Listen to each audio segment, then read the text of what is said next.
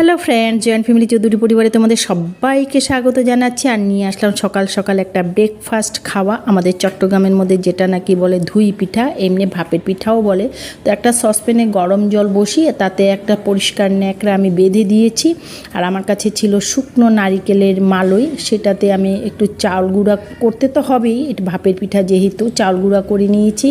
তাতে একটু নুন মিশিয়ে দিয়েছিলাম, চিনিও দেওয়া যায় কিন্তু আমি চিনি তো দিইনি চালের গুঁড়োতে। যাই হোক, নারিকেল কোড়া দিয়েছি। নারিকেল কোড়াটা কিন্তু প্লেন দিয়েছি, ওটা তো অনেকে চিনি দেয়, গুড় দেয়, তো আমি কিন্তু প্লেনেই দিয়েছি, যেহেতু সুগার আছে সেই জন্য। যারা মিষ্টি খাও মিষ্টি দিয়ে নিতে পারো মিডিলে। আর এই যে দেখো কি সুন্দরভাবে আমি মালই দিয়ে একটা দিয়ে দেখালাম, আরও দেখাচ্ছি। আর নারিকেলগুলো না এখন কিন্তু আমি একেবারে মিক্সড করে নিলাম, কারণ আমি শিলচর আছি, একা একা করছি, মেয়ে খেতে খুব ভালোবাসে, সেই জন্যই বানানো। তো তোমরাও কিন্তু ঝটপট এরকম চালের গুঁড়ো থাকলে এভাবে কিন্তু বানিয়ে নিতে পারো।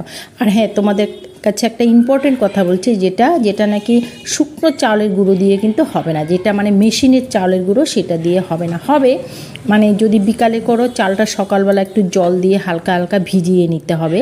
তো এই যে দেখো আমি পটাপট এইভাবে দিয়ে নিচ্ছি। তবে আমার বাসনটা একটু ছোট হয়ে গেছে, যার জন্য একটুখানি অসুবিধা হয়েছে, কমই দিয়েছি, 4টা করে বসিয়েছি। এটা নিজের উপরে, বড় পাত্র হলে যতটা আটা যায় ওভাবেই দেবে তোমরা। আর এই যে দেখো এখানে কিন্তু আমি খেজুরের গুড় নিয়ে এসেছিলাম, খেজুরের গুড়টা একটু জাল দিয়ে নিচ্ছি। মেয়ে কিন্তু খেজুরের গুড় দিয়ে খেতে ভীষণ ভালোবাসে, সেই জন্যই বানানো। আর দেখেছো তো, ঢাকনাটা চাপা করে দিতে হবে, উপরে আবার আমি একটা ভারী কিছু দিয়ে দিয়েছি।